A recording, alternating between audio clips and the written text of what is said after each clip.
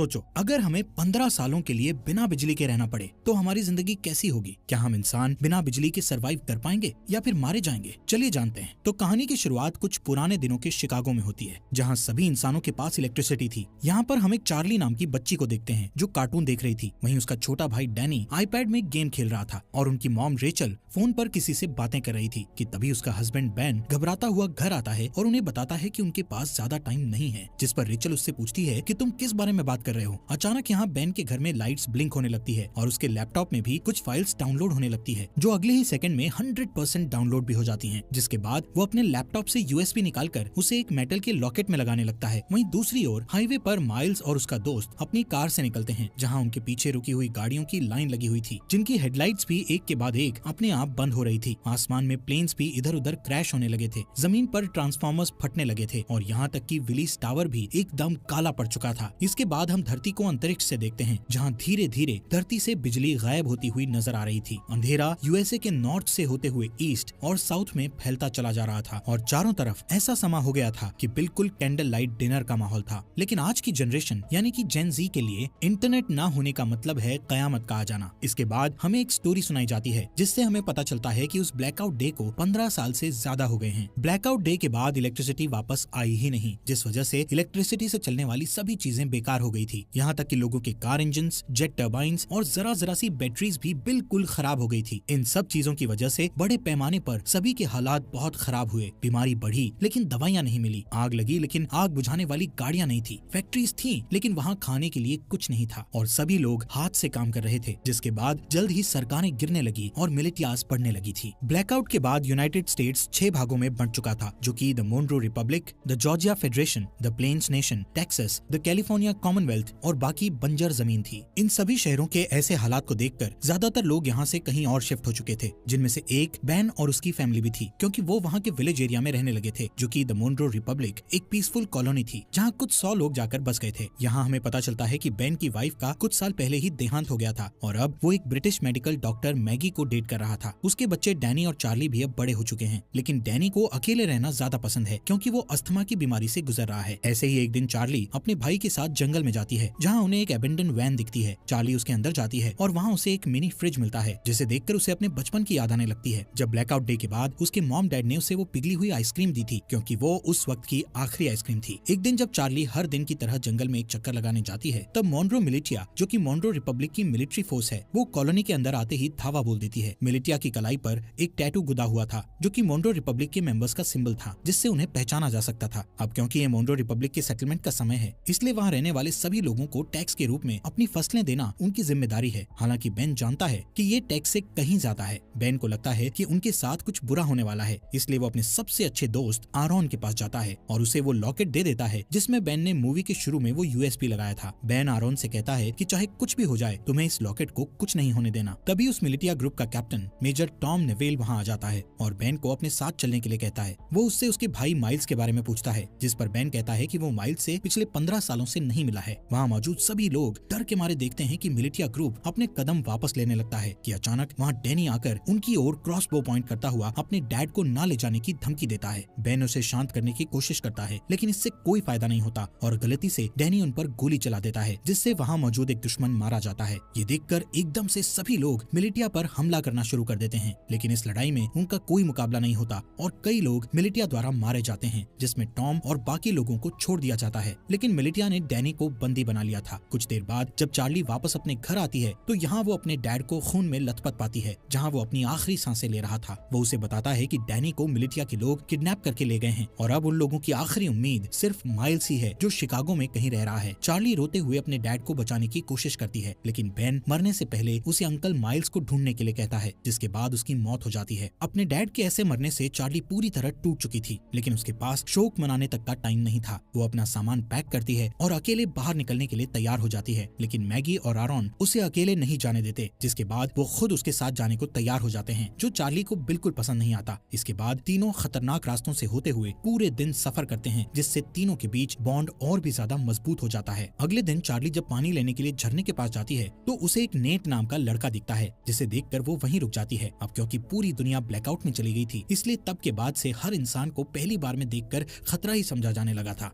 यहाँ तक कि चार्ली जैसी लड़की के लिए बहुत सी चीजें दिमाग में होती हैं, लेकिन खुशकिस्मती से नेट सिर्फ उससे उसका नाम पूछता है और उसे जाने देता है। उस रात चार्ली और उसके दोस्तों को एक टूटा फूटा प्लेन मिलता है जिसमें वो रात गुजारने की सोचते हैं, लेकिन बदकिस्मती से ये स्कैवेंजर्स ग्रुप का ठिकाना था, जहाँ उन लोगों को देखकर कुछ चोर यहाँ आते हैं और चाकू की नोक पर उनमें से एक चार्ली को उनसे दूर ले जाता है। मैगी को यहाँ कुछ खतरा महसूस होता है कि तभी वो अपने तेज दिमाग का इस्तेमाल करके उन चोरों को विस्की पिला देती है, जिसके ठीक बाद वो लोग उल्टी करते हैं और मर जाते हैं। वहीं दूसरी ओर आखिरी चोर चार्ली को मारने की कोशिश करता है कि तभी अचानक वहाँ नेट आ जाता है और उसे बचा लेता है। अगली सुबह नेट उन तीनों के साथ जाता है क्योंकि यहाँ पता चलता है कि वो भी उनके साथ शिकागो जा रहा है। मैगी उसे अपनी टीम में देखकर कंफ्यूज हो जाती है क्योंकि नेट उसके लिए बिल्कुल अनजान था, इसलिए वो चार्ली को वार्निंग देती है कि उसे ऐसे ही किसी पर भरोसा नहीं करना चाहिए। लेकिन कुछ देर बाद उसे याद आता है कि हर कोई बुरा नहीं है, इसलिए अब उसे नेट से कोई परेशानी नहीं थी। अगले सीन में जब मेजर टॉम और उसकी आर्मी आराम कर रही थी तो डैनी इस बात का फायदा उठाकर वहाँ से भागने की कोशिश करता है और हथकड़ियों का ताला खोलकर भाग जाता है। लेकिन कुछ दूर और भागने के बाद उसे अस्थमा का दौरा पड़ता है और वो वहीं एक घर के पास गिरकर बेहोश हो जाता है। कुछ घंटों बाद जब उसकी आंख खुलती है तो वो अपने सामने एक लड़की को उस पर बंदूक ताने देखता है। वो लड़की अपना नाम ग्रेस बताते हुए उससे पूछती है कि वो कहाँ से आया है, जिस पर डैनी बताता है कि कुछ लोगों ने उसे किडनैप कर लिया था, जिनसे बचता हुआ वो यहाँ आया है। ये सुनकर वो लड़की बंदूक नीचे करती है, जिसके बाद वो उसे अस्थमा पंप देती है और बताती है कि ये उसके मरे हुए बेटे का है। इसके बाद हम उन चारों के ग्रुप को देखते हैं जो फाइनली शिकागो पहुँचते हैं, जो कि मोन्ट्रो रिपब्लिक में ही है। यहाँ देखने लायक बात है कि रिगली फील्ड पूरी तरह से आईवी प्लांट से कवर्ड है, सड़कें मछुआरों से भरी हुई है और फोक्सवैगन बीटल जैसी गाड़ियों को घोड़े की बग्गी में बदल दिया गया है। बेन की बताई जानकारी के बाद वो सभी एक होटल में पहुंचते हैं। बारटेंडर से माइल्स के बारे में पूछते हैं। पहले तो वो बारटेंडर माइल्स नाम के किसी इंसान को जानने से मना कर देता है, लेकिन जब चार्ली उसे अपने डैड बेन के बारे में बताती है कि हाल ही में उनकी डेथ हुई है, तो वो बताता है कि वो खुद ही माइल्स है, लेकिन वो उन सभी से अपनी पहचान को छुपाए रखने के लिए बोलता है। कुछ देर बाद माइल्स अपनी भतीजी को अंदर ले जाता है और उससे प्राइवेटली बात करता है, जहाँ चार्ली बताती है कि कैसे मिलिटिया ने उसके डैड को बेरहमी से मार डाला और डैनी को किडनैप करके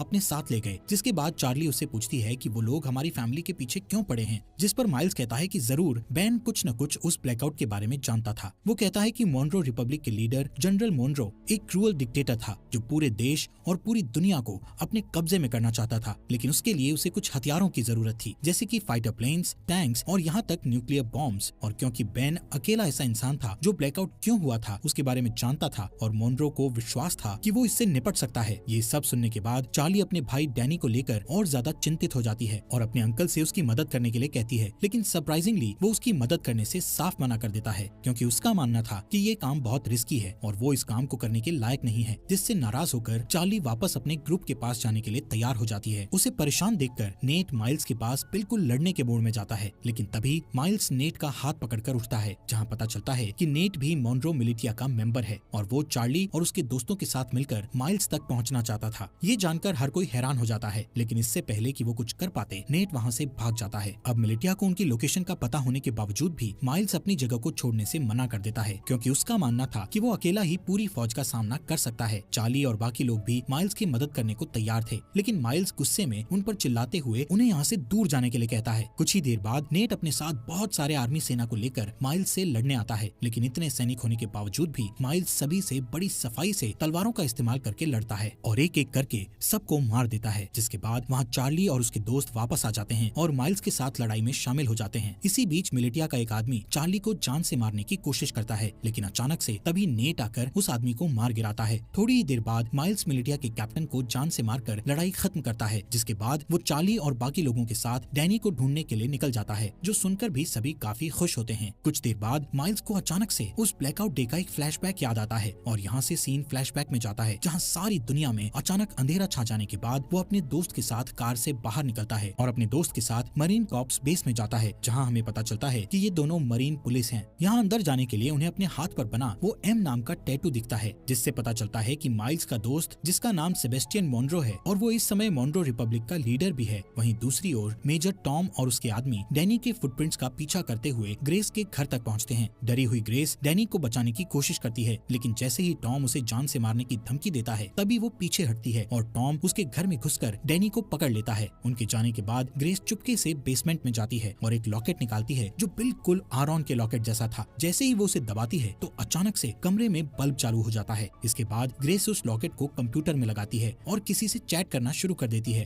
दूसरी तरफ जो ग्रेस से चैट कर रहा था वो बहुत खुश था कि मिलिटिया को उनके छुपे हुए राज के बारे में नहीं पता चला। यहाँ प्रेजेंट में माइल्स ग्रुप को अपने साथ ही रखता है, जो कि अपनी एक पुरानी साथी को ढूंढ रहा है जिसका नाम नोरा है, जो एक्सप्लोजिव्स बनाने में माहिर है। माइल्स चार्ली को बताता है कि अगर उन्हें डैनी को बचाना है तो उन्हें नोरा जैसे तेज फाइटर की जरूरत पड़ेगी। यहाँ टैवर्न में अचानक उनके ऊपर कुछ दुश्मन हमला कर देते हैं, लेकिन इस बार भी माइल्स सबको हरा देता है। तभी वो एक आदमी को पकड़ता है और उसका गला घोटते हुए नोरा की लोकेशन पूछता है। यहाँ हमें पता चलता है कि नोरा को भी मिलिटिया ने पकड़ रखा है और इस समय वो मिलिटिया में एक नौकर बनकर रह रही है। उस रात माइल्स अकेले ही बाहर जाने का फैसला करता है, ये कहते हुए कि वहाँ जाना खतरे से खाली नहीं है। जिसके बाद वो रेडी होकर बाकी ग्रुप के लोगों को लॉवेल इंडियाना में अगले 2 वीक बाद मिलने के लिए कहता है। हालांकि अगली सुबह जब मैगी और आरॉन जागते हैं तो उन्हें पता चलता है कि जिद्दी चार्ली भी माइल्स के साथ निकल गई है, जो चीज उन्हें बिल्कुल अच्छी नहीं लगती। अब उनके पास कोई चारा नहीं बचा था, इसलिए आरॉन मैगी को लॉकेट देता है जो कि बेन ने उसे दिया था। वो ये भी बताता है कि बेन ने उन्हें ग्रैंड पार्क में एक लेडी से मिलने के लिए भी कहा था, जो और कोई नहीं बल्कि ग्रेस ही है। हालांकि दोनों अभी भी चार्ली को लेकर चिंतित हैं, लेकिन उन्हें लगता है कि वो ठीक हो जाएगी और इसके बदले वो ग्रेस को ढूंढने के लिए ग्रैंड पार्क जाने लगते हैं। ये दोनों ग्रेस को ढूंढने निकल जाते हैं, जहाँ इन्हें लगता है कि ग्रेस ही वो की हो सकती है जिससे अर्थ पर इलेक्ट्रिसिटी को वापस लाया जा सकता है। वहीं दूसरी ओर जब मेजर टॉम अपनी सेना को लीड करते हुए अपने अड्डे की ओर जा रहे थे कि तभी अचानक एक गोली चलने की आवाज सुनाई देती है, जो सुनते ही वो लोग अपना रास्ता बदलकर उस गन शॉट की आवाज का पीछा करते हैं। जिसका पीछा करते करते वो लोग एक छोटे से घर तक पहुँचते हैं, जहाँ इन्हें पता चलता है कि इस मोन्रो रिपब्लिक में आम इंसान अपने पर्सनल बंदूकें और गोला बारूद नहीं रख सकते। इसी वजह से सभी लोग क्रॉसबोज और दूसरे हथियारों का इस्तेमाल करते हैं। इसी के चलते मेजर टॉम उस घर के मालिक को धमकी देता है कि वो अपने घर के सभी हथियारों को उन्हें दे दे। उस आदमी को लगता है कि वो हथियार देने के बाद भी मारा जाएगा, इसलिए वो अपने घर से एक बंदूक निकालकर बाहर खड़े एक आदमी को गोली मार देता है कि तभी मेजर टॉम उस आदमी को गोली मारकर उड़ा देता है। इन सब चीजों के बाद हम वहीं डरे हुए डैनी को देखते हैं। अगले सीन में मिलिटिया के अड्डे पर हमें फॉर्मली जनरल मोन्रो से मिलवाया जाता है, जिसका हाथ इन सभी बुरी चीजों में है। मोन्रो वहाँ मौजूद एक आदमी से अपने हथियारों के बारे में पूछता है, लेकिन जब वो डरा हुआ आदमी उसका कोई जवाब नहीं देता तो वो उसे बेरहमी से जान से मार देता है। जिसके बाद वो दूसरे रूम में अपने एक दूसरे वर्कर के पास जाता है, जहाँ हमें पता चलता है कि ये बेन की वाइफ रेचल है, जिसे हम मरा हुआ मानते हैं। यहाँ मोन्रो रेचल को बताता है कि बेन मर चुका है और ये सुनकर रेचल बहुत परेशान हो जाती है। इस दौरान चार्ली पूरे दिन जंगल में घूमती हुई आखिर में अपने अंकल को ढूंढती है, जहाँ माइल्स उससे गुस्सा था क्योंकि उसने उसकी बात नहीं सुनी थी। लेकिन जब चार्ली बताती है कि उसके भाई को अस्थमा का दौरा पड़ता है तो वो शांत हो जाता है। कुछ देर बाद उन्हें ढेर सारे मजदूर दिखते हैं जो हाथों से हेलीकॉप्टर को खींच कर ले जा रहे थे। यहाँ पता चलता है कि जनरल मोन्रो को विश्वास है कि एक दिन इलेक्ट्रिसिटी जरूर आएगी और उस दिन के लिए वो खुद को तैयार करना अभी से शुरू कर देता है। इन सभी मजदूरों में माइल्स नोरा को भी देखता है और चार्ली से कहता है कि उसे इतने सारे लोगों में से बचाना मुश्किल होगा, क्योंकि यहाँ कई सारे गार्ड्स के पास स्नाइपर राइफल भी हैं। लेकिन माइल्स अपने दोस्त को हर हालत में बचाना चाहता है। वो नोरा को बचाने का प्लान बनाते हुए रात होने का इंतजार करता है और जैसे ही रात होती है तो सबसे पहले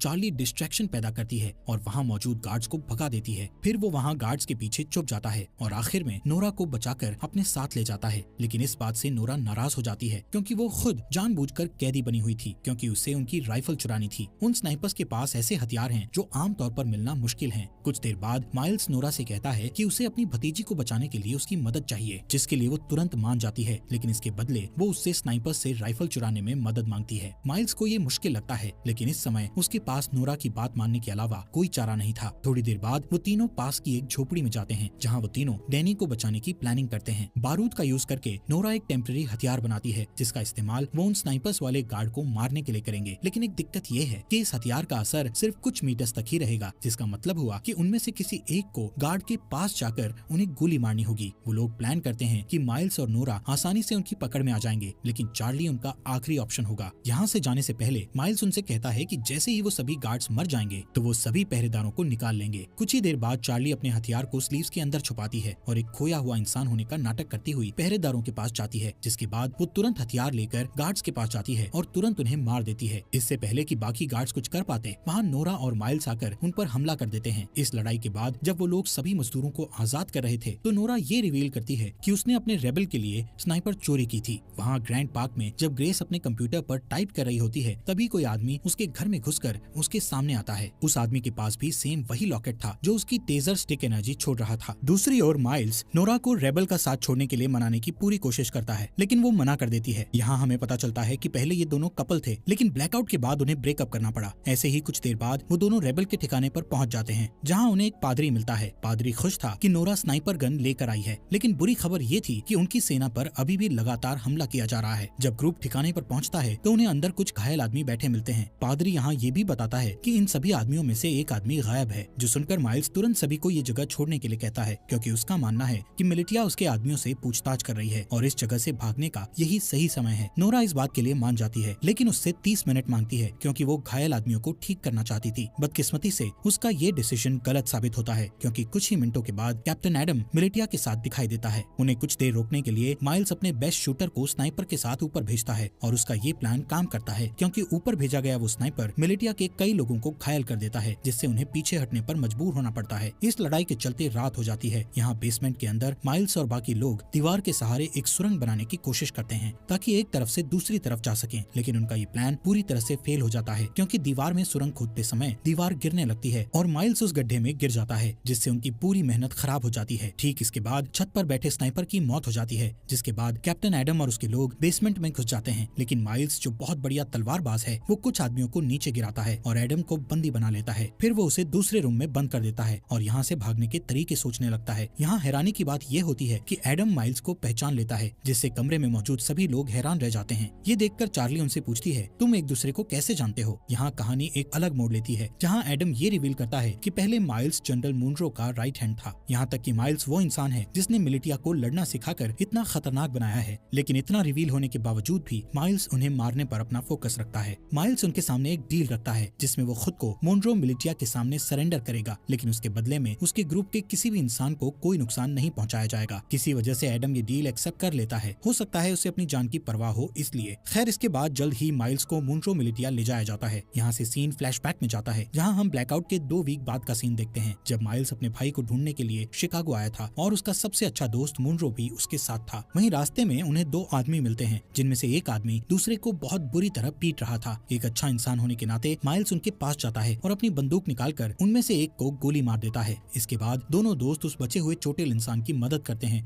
जो और कोई नहीं बल्कि कैप्टन एडम ही था, और इसीलिए वो आज तक माइल्स की इतनी रिस्पेक्ट करता है, क्योंकि उसने उसकी जान बचाई थी। यहाँ से सीन वापस प्रेजेंट में आता है। जैसे ही माइल्स मिलिटिया को अपनी जगह पर ले जा रहा था, तो रास्ते में वो एक ब्रिज पार करते हैं, जहाँ अचानक से एक एक्सप्लोजन होता है, जिससे सभी लोग चौंक जाते हैं। और इसी दौरान नोरा और चार्ली माइल्स को उनसे बचा लेते हैं। वहाँ से जाने से पहले वो एक और एक्सप्लोजन करते हैं, जिससे वो पकड़े न जाएं। वहीं दूसरी ओर मैगी और आरोन, जो ग्रेस को ढूंढने के मिशन पर हैं, आखिरकार वो उसके घर तक पहुँच जाते हैं। लेकिन उस घर में कोई भी नहीं था, क्योंकि ग्रेस ने ये घर छोड़ दिया था। यहाँ आरोन, जो गूगल का एक पुराना एम्प्लॉय होने का दावा करता है और कहता है कि वो कंप्यूटर के बारे में बहुत कुछ जानता है। इसके बाद वो बेसमेंट में जाता है, जहाँ उसे ग्रेस का कंप्यूटर रखा मिलता है, जिसे देखकर पता चलता है कि इसे हाल ही में बनाया गया था, जिससे पता चलता है कि यहाँ इलेक्ट्रिसिटी थी। हालांकि जब वो कई घंटों तक कंप्यूटर की जांच पड़ताल करता है, तो उसे वहाँ कोई सुराग नहीं मिलता। आरोन थक जाता है और ऊपर जाकर वो कंप्यूटर मैगी को दिखाता है। तभी उसका लॉकेट चमकने लगता है और पास में रखे हेडफोन में गाना बजना शुरू हो जाता है, जहाँ मैगी के आईफोन में जान सी आ जाती है, जिसकी वजह से वो कई सालों। आपको यहाँ तक कैसी लगी? इस सीरीज के नेक्स्ट एपिसोड लाएं या नहीं, कमेंट बॉक्स में हमें जरूर बताएं।